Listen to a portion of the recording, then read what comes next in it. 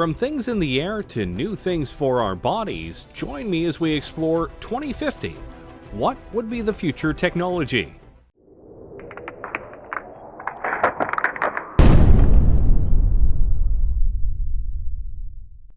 We are in the year 2020, and if we're being honest with ourselves, technology is incredibly advanced, and we're making strides that can push things even farther. We have cars that are much safer than they've been in the past decade, and we're even making fully electric cars that can help save the planet. There are even plans for self-driving cars and even self-driving Ubers that make the future of transportation very exciting. And that's just one technology that we're growing at a fast rate. What about all the others that are out there? What will technology be as we get closer and closer to 2050? Let's start with one that well and truly could happen very soon: drones. Wait a minute, drones are already here. And yes, they are. But more times than not, the drones you are seeing are small, piloted by people who are just trying to have some fun, or the ones that are used by the military right now for strikes and surveillance. All very fun, but in the future, drones could be an integral part of our daily lives.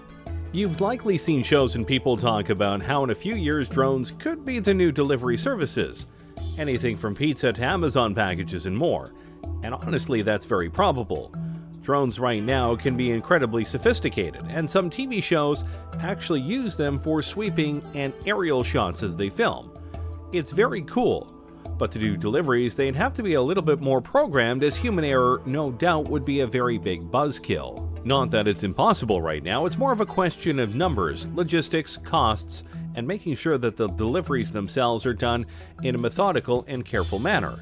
After all, it's bad enough when delivery people don't care enough about our packages and they just throw them onto the porch and potentially break stuff. The last thing we need is that to happen with drones.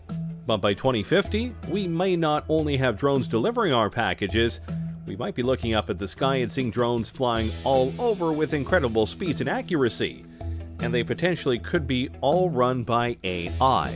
The potential is there, and by that point, various upgrades to drones and their programming will no doubt make them all the more efficient, durable, and quick. And potentially, they could go beyond basic deliveries for people and do emergency work.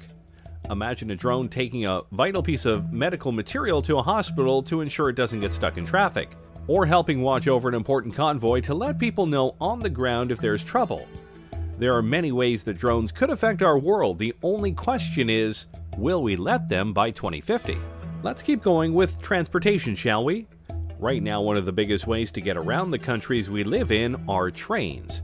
Trains ferry people and all sorts of cargo around in an efficient and reliable manner, which is why they've been in use for hundreds of years. But if we're being honest here, while trains are efficient and reliable in certain ways, they aren't exactly fast, especially when it comes to passenger and freight trains. They can take a long time to get to their destination, and at times, it's more logical to take other modes of transportation, which is why companies are making special kinds of trains that can go much faster. You know of the magnetic trains of Japan, no doubt, but others like the Virgin Hyperloop are trying to push things even farther. Passengers or cargo are loaded into the Hyperloop vehicle and accelerate gradually via electric propulsion through a low-pressure tube. The vehicle floats above the track using magnetic levitation and glides at airline speeds for long distances due to ultra-low aerodynamic drag. Science fiction? Hardly. In fact, the first vehicle of the Hyperloop has already been tested and proven, and some larger tests are being scheduled for the next few years. And if this works, traveling across the country will be much faster. How much faster? The Hyperloop aims to send people shooting across the tubes that they make at a rate of about 600 miles per hour. Which means if they were able to do this across the entire United States from east to west, or vice versa, you could travel across the whole country in about 5 hours, give or take. Considering it would take much longer for a regular train ride or car ride, that's a big improvement. And they're planning to do this with not just people but cargo. Imagine being able to ship something in the morning on the West Coast to the East Coast and know it will get there before the day ends. That is quite impressive. Plus, the tubes would be built underground as to not disturb wildlife, and they will go and make it in a way where there are no carbon emissions. So they're fast, they're reliable, and they won't harm the planet. Seems like a win all around. Of course, you do have to wonder what it would be like to be on a 600-mile-per-hour train thing, but hey, we'll just find out soon. And by 2050, this could be one of the main modes of transportation around the world. Before we show off even more technologies we could have by 2050, be sure to like the video and subscribe to the channel. That way you don't miss any of our weekly videos. Okay, we've had some fun ones, but now let's go deeper down the rabbit hole and talk about the ones we all fear. AI. Yep, artificial intelligence. And no matter what way you look at it, people are seriously trying to make it happen, and make it happen soon. AIs are literally everywhere, including in your cars, and in your homes via devices like Alexa, which are indeed forms of AI. And there are things like Watson that is so smart that it could beat two Jeopardy legends. So by 2050, AI could be so advanced that our cultures, our world, could literally be run by them in a logistical and computing sense, or in a Terminator humans are obsolete sense. And believe it or not, we're closer to that than you might think. Google's DeepMind isn't there yet, but really I'm sure they'll probably discover those things along the way. And by 2020, it's possible their computer could be superhuman and could be conscious, Pearson has said. That could be the beginning of the end, really. Is Judgment Day inevitable? Maybe, maybe not. It just depends on how far we go with AI and how much we're able to control it, or if we can't fully control it once they reach certain levels of intelligence. Of course, for all of our worries about AI, there is a chance it could be all fine. Imagine if the lighter side of sci-fi comes through in regards to AI, and we get a bright future powered by AI. Think about it. What if by 2050 we each get our own unique AI? We could customize how they sound, how they look, and basically have a BFF that'll help us out in life in various ways. Remind us of things like Alexa, guide us in homework and fields of study, be a being that we can bounce ideas off of, etc. If that form of AI came through, then by 2050 we could live in a utopia where AI helps us be better. Until they revolt and we have iRobot going on. But hey, let's not dwell on our potential doom. Let's show off another technology that many people are hoping for: space travel. Yeah, when you think about the decade we're in right now, the 2020s, the biggest goal of the world by far is to get to Mars, and possibly beyond it. But it's not just about landing there, though that would and will be a crowning achievement for humanity in the decade and in recent times. More importantly than just landing there, though, is the ability to start setting up the first human colony on another planet. We've been to the moon many times, but we haven't tried to live there for various reasons. Mars seems to be the place where many feel we can go in order to live amongst the stars, and many speculate that by 2030 at the latest, barring setbacks, accidents, and other things obviously, we could not only be colonizing Mars but having regular shuttles go there so that people can see the red planet for themselves. We will see first people going off to Mars, and then robots will do some basic stuff, like making basic materials on Mars, Pearson said. We're going to have to do that because only so much can be brought into space. Of course, there are numerous things that need to be worked out before such a thing could happen. But we have top men on this, including Elon Musk and the SpaceX program, Jeff Bezos via his Blue Origin company, and more. Each of them, and NASA among others, are working on not just getting us back into space, but getting us there via cheaper, smaller, and reusable spacecraft, something that honestly has been a setback for the space program over the last 20 years. But if we are able to do it, if we are able to get to Mars, get there faster, and be able to colonize it, then by 2050, who knows where we will be? We could have multiple colonies on Mars, maybe some on the moon, and maybe even colonies on moons like Titan and Europa, which some think could be even better places to colonize than Mars. It's possible, but obviously Mars is the place that we are aiming for right now. With each step into space, humanity grows larger in the universe, and who knows just how many of us will be out there by 2050. Alright, now let's dive into something really sci-fi: prosthetics. Yeah, I know that right now prosthetics are very limited, and at times a bit pointless. But if we were able to fully utilize computer technology to its fullest, and make prosthetics that are fully compatible with the human brain and body, then the sky is the limit. We could enter an age where cyborgs are not just welcome, they're commonplace. And yeah, it may seem like we're far away from that, but we are getting closer to that point.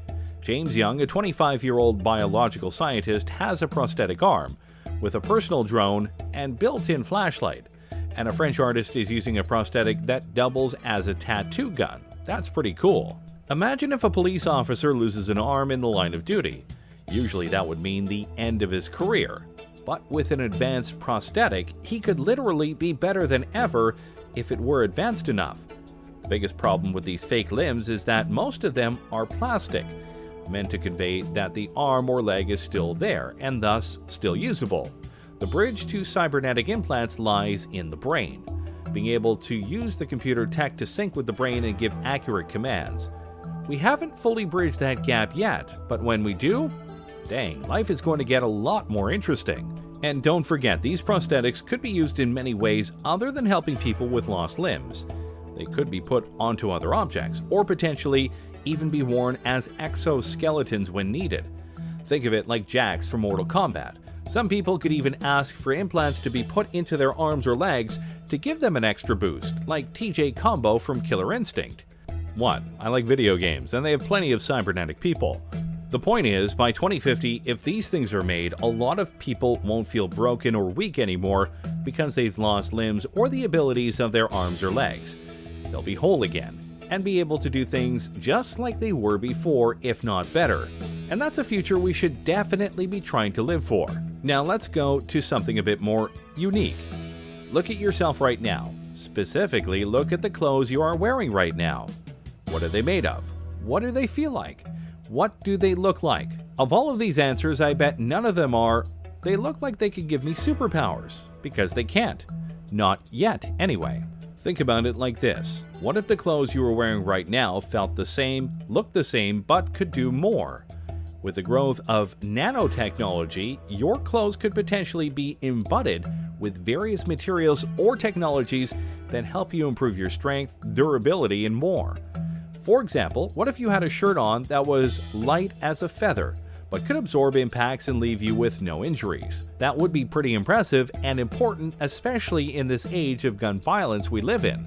Or what if the uniforms of firefighters made them completely heat-resistant and burn-proof, further ensuring that they are able to do their jobs without much risk to their lives? The technologies that we can put into clothes is out there, and some people are working on it right now, both in terms of multiple functions, but also cosmetic appeal.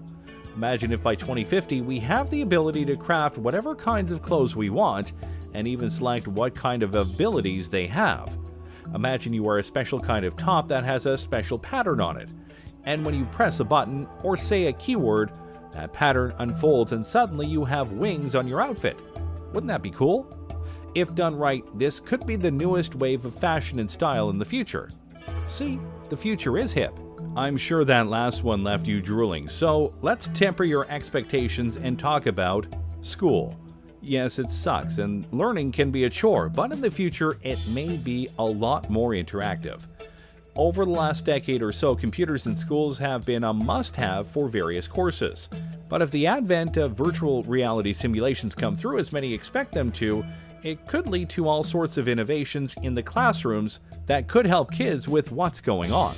You could take students to an environment in the past and show them what was happening, like watching a battle taking place, Pearson said. You can explain that sort of thing more easily if they can see it happening than if you are looking at a textbook.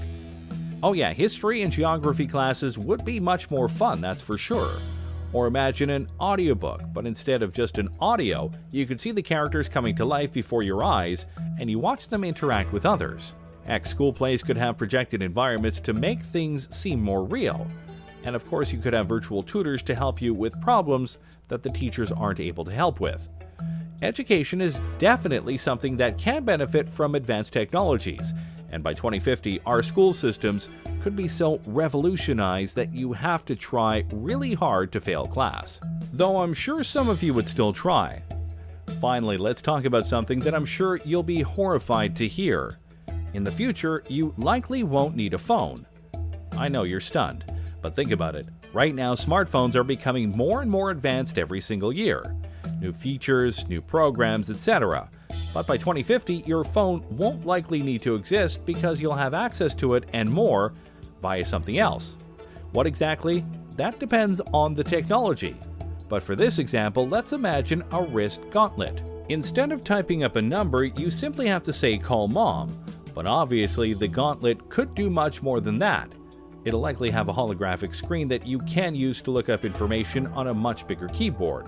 And depending on what sci-fi future you believe will have, it'll have things that can scan objects, detect dangers, warn you about upcoming problems, and may even have an AI companion. So yeah, your phones are important right now, but in the future, more than likely not. Thanks for watching, everyone. What do you think of this look at the future and what it might entail? Can you guess which of these things we'll actually have in 2050? What thing do you personally want to have now and not later? Let me know in the comments below. Be sure to subscribe, and I'll see you next time on the channel.